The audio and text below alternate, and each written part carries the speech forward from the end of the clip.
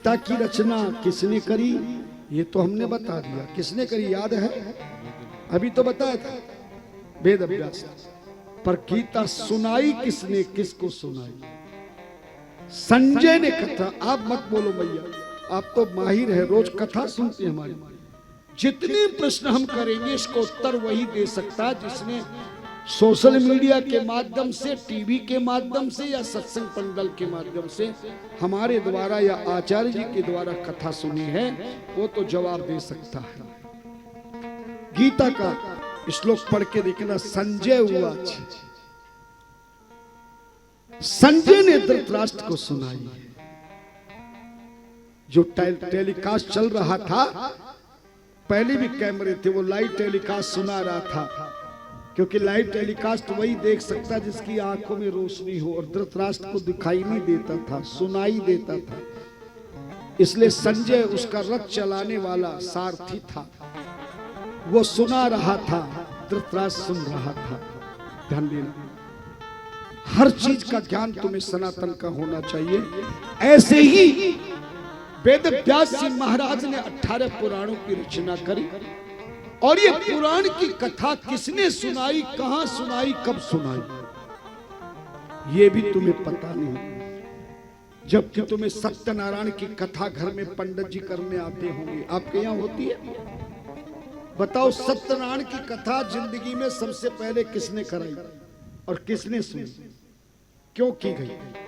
बताऊंगा कथा में, और शायद कल की कथा में ही बता देंगे। पहली सत्यनारायण की कथा त्रिलोकी में किसने सुनी, और सत्यनारायण की कथा पूर्णमासी के दिन क्यों महत्वाकांक्षी है? केवल लक्कड़हारे की कथा, वैश्य की कथा सत्यनारायण कथा नहीं। सबसे पहले किसने कराई, क्यों कराई, ये भी आपको बताएंगे कथा में। हर चीज बता के जाओ। तो वेद व्यास जी महाराज ने 18 पुराणों की रचना करने के बाद एक सूत नाम के खानदान में, सूत एक जाति का नाम है, हमारे राजाओं के राज्य में जो राजकुमार शिकार करने या खेलने के लिए घूमने जाते थे, और किसी भी जाति की कोई सुंदर कन्या पसंद आ गई तो क्षत्रिय वंश के राजकुमार उस कन्या से विवाह कर लेते थे। अर्थात एक जाति से दूसरी जाति के पति और पत्नी जब होते हैं, क्षत्रिय जाति की कन्या हो, ब्राह्मण जाति का पति हो, या ब्राह्मण जाति की कन्या हो, क्षत्रिय जाति का पति हो। आजकल इंटरकास्ट में शादी होती है, तो जो इंटरकास्ट में संतान पैदा होती है उसको सूत संतान कहते हैं। सूत हमारे धागे को कहा जाता है, और इस सूत से ही सूतक लगता है। संतान जब पैदा होती है, देखना नामकरण संस्कार तक का पवित्रता घर में होती है, ये सूतक कहलाता है।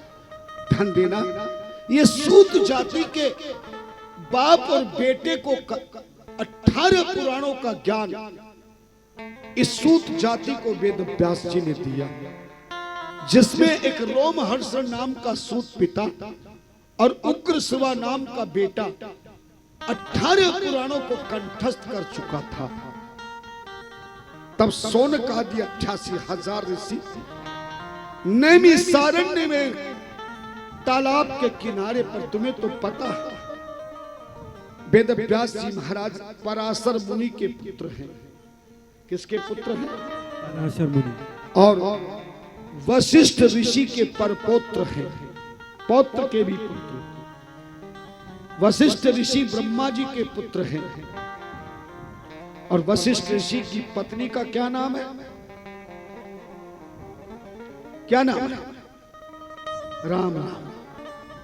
वशिष्ठ ऋषि की पत्नी का नाम है अरुंधति, जो राजा दशरथ के यहाँ संतान प्राप्त कराने की भूमिका वशिष्ठ जी ने की थी, गुरु थे।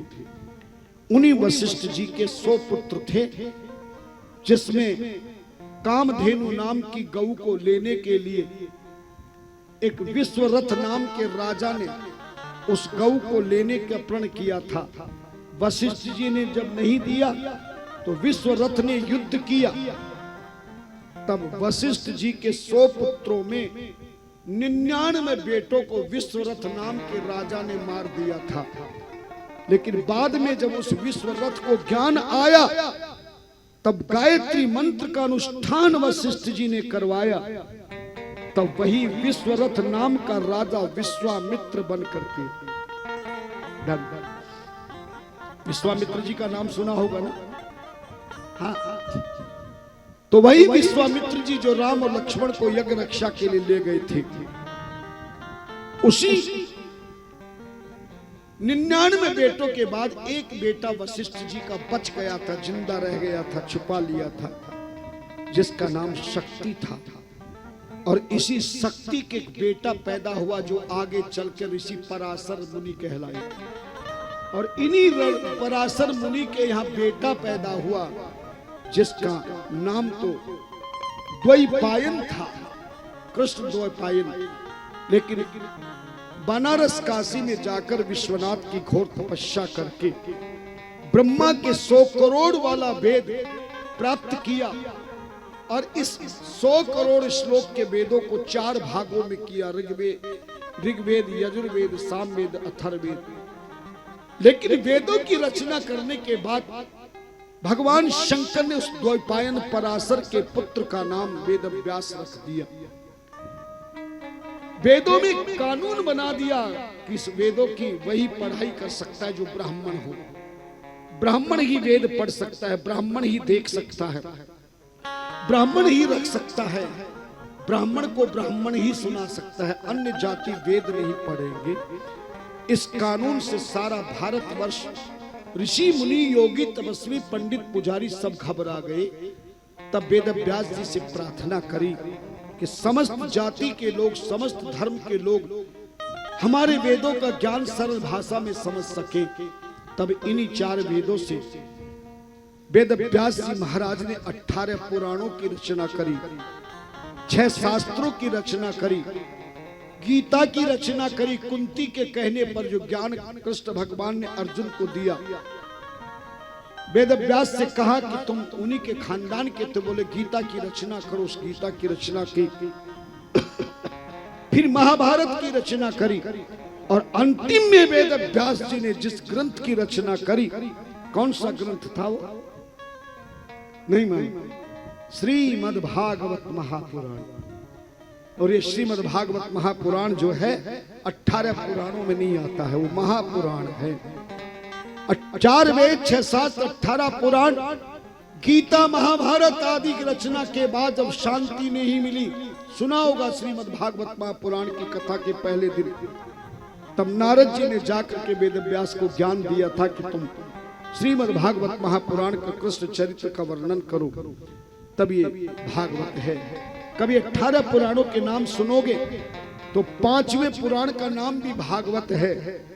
पर ये 18 पुराणों में जो भागवत लिखा है, ये श्रीमद् भागवत महापुराण ने, याद रखना, ये देवी भागवत पुराण है।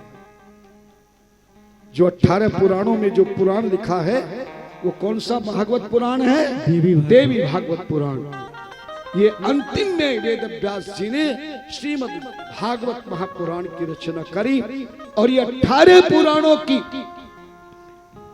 इन 18 पुराणों का ज्ञान सूत नाम की जाति के एक पिता एक पुत्र को दिया। और उधर सोनक आजी 88,000 ऋषि 12 साल का यज्ञ करना चाहते थे। तब ब्रह्मा जी ने उन्हें एक चक्र दिया। बोले जहां ये चक्र का थोड़ा अणु गिर जाए, क्या गिर जाए? छोटा सा टुकड़ा, जिसको निमिष भी कहते हैं शास्त्र भाषा में, बहुत छोटे से टुकड़ा जो दूरबीन से दिखाई दे, ऐसे टुकड़े को निमिष कहते हैं, बहुत छोटा सा, है ना? इसलिए वो चक्र बहुत बड़े जंगल में जाके गिर गया, जहां पानी का तालाब तैयार हो गया। और जंगल को आरण्य कहते हैं। जंगल को क्या कहते हैं? आरण्य। इसलिए तुलसी कृत रामायण में आरण्य कांड है। आरण्य कांड मानी जंगल की कथा। और वो चक्र का निमिष गिर गया था, आरण्य में गिरा। निमिष कहां गिरा? आरण्य में। निमिष और आरण्य दोनों को मिलाया गया, उस जगह का नाम नैमिषारण्य रख दिया।